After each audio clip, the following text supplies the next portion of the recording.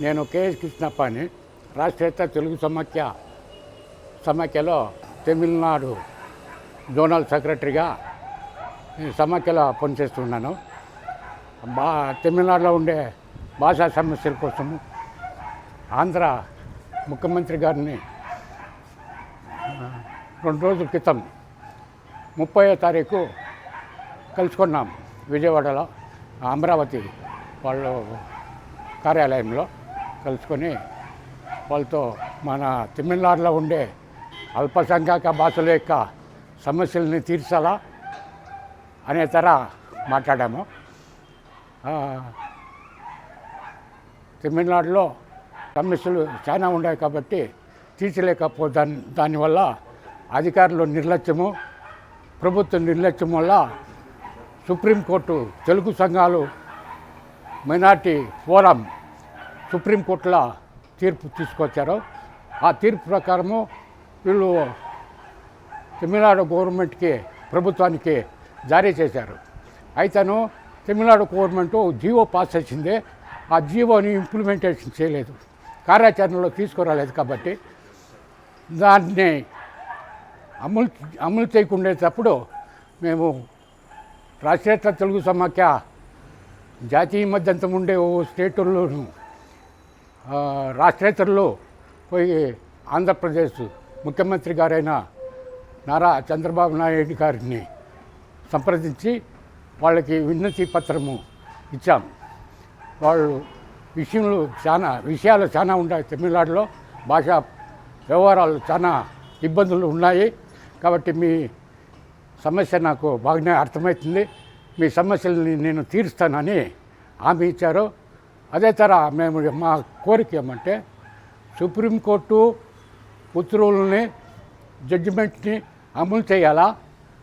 లేని పక్షంలో national education పాలసీని ఇక్కడ తీసుకురావాలా అనేది, తమిళనాడులో అమలు చేయాలనేది ఒత్తిడి చెప్పాము.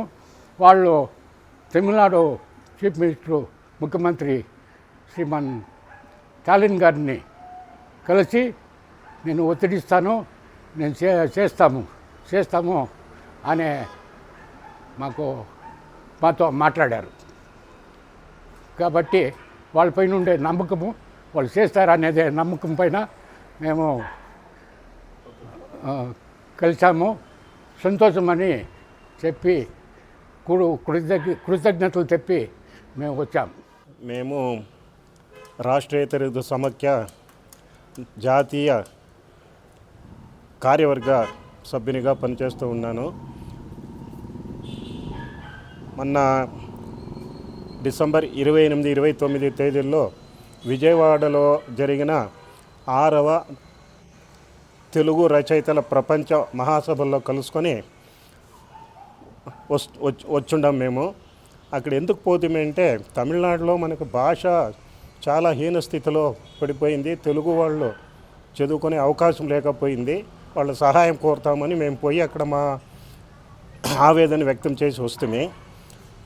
అదే సమయంలో 30వ తారీఖు మేము ఎదురుచూడని విధంగా మాకి ఆంధ్రప్రదేశ్ ముఖ్యమంత్రి గారు గౌరవనీయులైన చంద్రబాబు గారి ఒక అపాయింట్మెంట్ దొరికింది.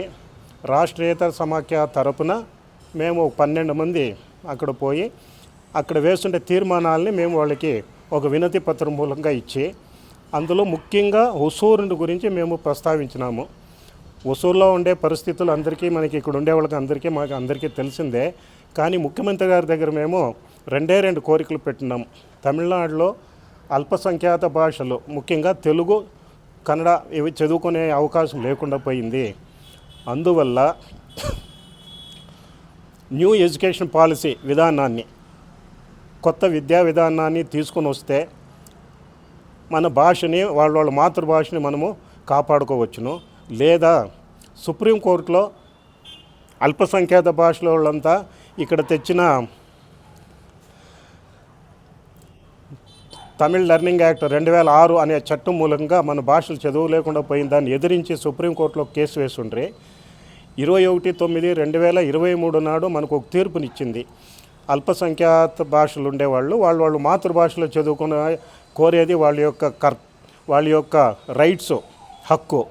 అదే మాదిరి ప్రభుత్వము వాళ్ళకి విద్యని కల్పించాల్సింది ప్రభుత్వం యొక్క కర్తవ్యము. అందుచే వాళ్ళకి ఆ భాషను చదువుకునే అవకాశం ఏర్పరచాలని ఒక తీర్పునిచ్చింది. తీర్పునిచ్చిన తర్వాత ప్రభుత్వం ఏ యొక్క చర్యలు తీసుకోలేకుండా పోతూ ఉంది. కానీ ఈ ఫిబ్రవరి 2024లో జీవో నంబర్ 42 అని ఒక చట్టాన్ని అమలుపరిచారు. ఒక చట్టాన్ని, ఒక జీవోని పాస్ చేస్తున్నారు. ఆ జీవోలో వచ్చి 2024-25 విద్యా సంవత్సరం నుండి సుప్రీంకోర్టు ఆదేశాలని మేము అనుమతిస్తాము అని చెప్పని, కానీ ఇంతవరకును ఎవరినైనా స్కూల్లో అడ్మిషన్ వేయకుండా పోతున్నారు. అందుకోసమే మేము చంద్రబాబు నాయుడు దగ్గర పోయి మళ్ళీ ఆయన దగ్గర మేము వినతి పత్రం ఇచ్చి వచ్చున్నాము. ఆయన మీ సమస్యలు నాకు ఇంకా చాలా తెలుసు, చాలా సమస్యలు ఉంది. మొదట మనకి విద్యని చదువుకునేకి అల్పసంఖ్యాత భాషలైన మనం తెలుగు వాళ్ళు చదువుకునేదానికి తగిన సౌకర్యంగా నేను ముఖ్యమంత్రి గారితో మాట్లాడి తగిన చర్యలు తీసుకుంటాము అని మాకు హామీ ఇచ్చిరి. హామీ ప్రకారం మేము సంతోషంగా మేము వచ్చున్నాము.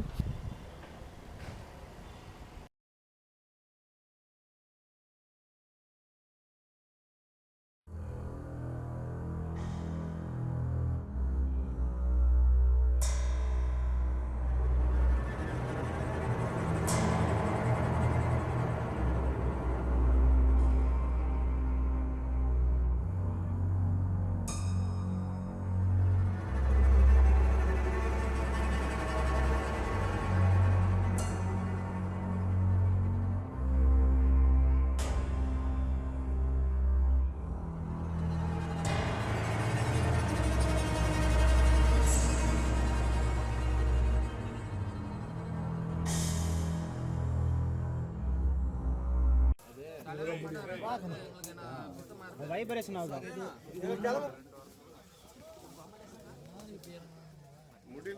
ಅವ್ರ ದಿನ ಪೇಪರ್ ಕಾರಂಗೆ